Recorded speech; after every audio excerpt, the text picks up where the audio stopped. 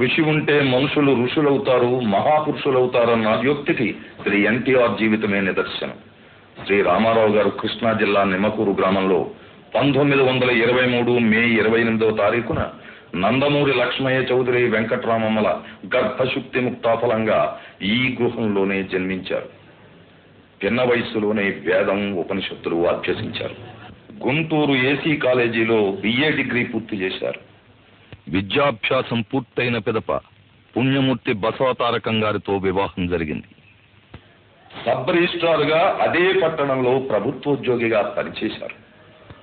ఆ తరువాత చెన్నపట్టణంలో చలనచిత్ర కళామతల్లి ఆహ్వానాన్ని అందుకుని ఆమె ఆశీస్సులతో ఇంతెంతై వటుడెంతై మరియు తానంతై అన్నట్లు 300కు పైగా చిత్రాల్లో నటించి 6 కోట్ల ఆంధ్ర ప్రజల అభిమాన కథానాయకుడిగా ఏకఛత్రాధిపత్యాన్ని కొనసాగించారు. పురాణ పురుషుల పాత్రలు ధరించి కలియుగ దైవంగా ప్రతి ఇంట ఆరాధించబడ్డారు.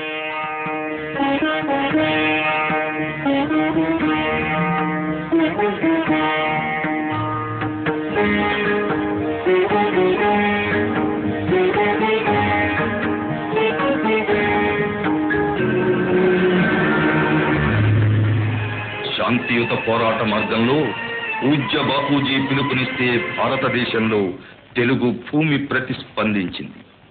మన్యసీమలో సింహగర్జన చేశాడు విప్లవ వీరుడు అల్లూరి సీతారామరాజు. తెల్లవాడి తుపాకీ గుండెకు గుండె నెదురొడ్డి నిలబడ్డాడు మన టంగుటూరి. విశాలాంధ్ర అవతరణ కోసం ఆత్మత్యాగం చేశాడు అమరజీవి పొట్టి శ్రీరాములు. ఆ కోవలోని ఆంధ్ర రాష్ట్రం ఆత్మగౌరవాన్ని అమ్ముకుంటున్న సందర్భంలో తెలుగు జాతి ఆత్మాభిమానాన్ని నిలబెట్టడానికి, తెలుగు సంస్కృతిని పెంపొందించడానికి, తెలుగు జాతిని ఉద్ధరించడానికి ఉద్భవించారు మన అన్న శ్రీ నందమూరి తారక రామారావు. 35 సంవత్సరాలు తనను అభిమానించి తాను ఇంతటి వాడవడానికి కారకులైన తెలుగు ప్రజలు అరాచకత్వంలో అల్లాడిపోతున్న దృశ్యం ఆయన్ని కలచివేసింది. ఈ దుర్భర పరిస్థితికి కారకులు కుహనా రాజకీయ నాయకులేనని గ్రహించి తన శేష జీవితాన్ని తెలుగు ప్రజలకు అంకితం చేయదలచి ఒక నూతన పార్టీ స్థాపన ద్వారానే ఇది సంభవమని నిర్ణయించుకుని 1982 మార్చి 29వ తేదీన తెలుగుదేశం పార్టీని స్థాపించారు నందమూరి తారక రామారావు గారు. తెలుగు జనతకు వందనం, తెలుగు యువతకు అభినందనం, తెలుగు మమతకు అభివాదనం, తెలుగు జాతికి శుభాభినందనం. హరిజన గిరిజన దళిత వర్గాలు గూడెల్లో, అడవుల్లో, గుడిసెల్లో మగ్గిపోతూ ఉంటే చూచి భరించలేక వెనకబడిన తరగతులు ఇంకా ఇంకా అట్టడుగుకు తొక్కివేయబడుతుంటే సహించలేక జనాభాలో సగమున్న ఆడబడుచులు అన్యాయమవుతుంటే ఓరిని పట్టలేక రాజకీయం భ్రష్టమై, వ్యాపారాత్మకమై, దగాకోరు విధానమై ఆంధ్ర ఆత్మాభిమానం చంపుతూ ఉంటే గుండె బద్దలై మనసు విఫలమై ఓరిని పట్టలేక మీకోసం వచ్చాను.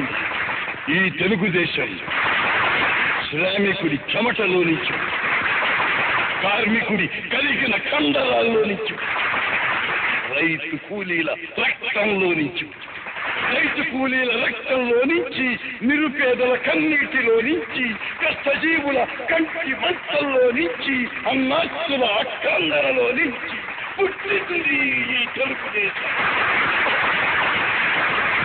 తెలుగువాడి పౌరుషం చాటి చెప్పడానికి, తెలుగువారి ఆత్మగౌరవం నిలబెట్టడానికి పుట్టింది ఈ తెలుగుదేశం.